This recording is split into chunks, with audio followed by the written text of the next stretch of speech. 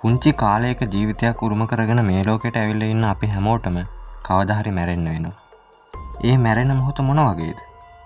අපේ ශරීරයෙන් අවසන් හුස්ම පිට වෙද්දී අපිට මොනවද දැනෙන්නේ?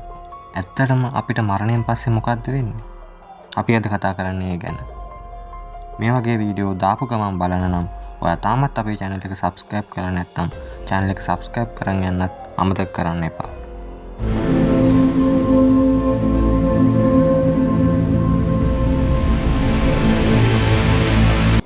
මරණය කියන දේ සහ මරණින් මතු සිදුවන දේවල් බෞද්ධ, හින්දු, කතෝලික, ඉස්ලාම් වගේ විවිධ ආගම්වල විවිධ විදිහට අර්ථ දක්වලා තියෙනවා.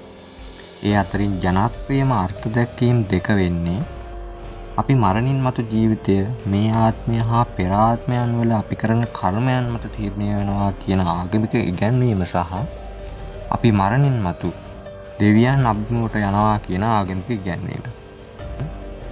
නමුත් අද මම වීඩියෝ එකකින් ආගමික ඉගැන්වීම් පොඩ්ඩක් පැත්තකින් තියලා විද්‍යාවෙන් දැනට තහවුරු කරගත්ත සාක්ෂි එක්ක අපිට මේ ගැන කියන්න පුළුවන් මොකද්ද කියලා තමයි ඔයාලත් එක්ක බෙදා ගන්න ලෑස්ති වෙන්නේ. සාමාන්‍යයෙන් ඔයාගේ ඉස්සරහා ඉන්න කෙනෙක් ඔයාව පිටිපස්සට තල්ලු කරොත් ඔයා හිටගෙන ඉඳපු වෙලාවේ ඉඳලා ඔයා බිමට වැටෙන වෙලාව වෙනකන් ඒ තප්පර දශමික වගේ කාලය ගැන පොඩ්ඩක් හිතලා බලන්න.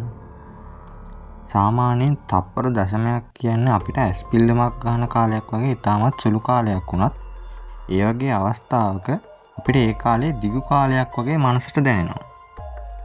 මේ සංසිද්ධිය ගොඩක් ක්‍රියානතුරු සහ වෙනත් අනතුරු වලින් අනතුරටපත් වුණු පුද්ගලයන් විශාල ප්‍රමාණයකට දැනලා තියෙනවා කියලා බටහිර විද්‍යාත්මක පරීක්ෂණ වලින් තහවුරු වෙලා තියෙනවා. Taman අනතුරටපත් වීමට ආසන්නම මොහොත ඉතාමත් දිගු වෙලාවක් ලෙස Tamanට දැනුණත් ඒ වෙලාව තුළ තමගේ මනස වේගයෙන් වැඩ කළත් ශරීරයේ එම වේගයෙන්ම ක්‍රියා කරන්නේ නැති බව තමයි එවැනි අත්දැකීම් වලට මුහුණ දීපු පුද්ගලයෝ බොහොමයක් කියලා තියෙනවා.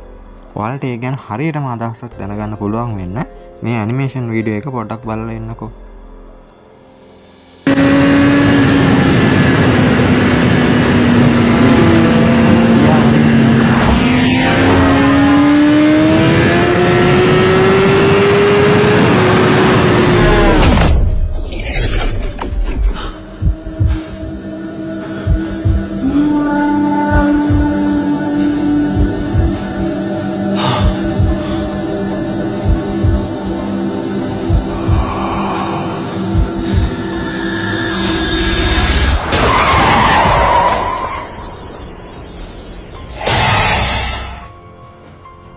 මේ සිදුවීම විද්‍යාවෙන් මේ විදිහට පැහැදිලි කරොත් අනපේක්ෂිත සිදුවීමකදී ඒ වගේම මරණාසන්න අත්දැකීමක් මරණයට ආසන්න අවස්ථාවකදී පුද්ගලයෙකුගේ ඇඩ්‍රිනලින් හෝමෝන මට්ටම ඉහළ යනවා.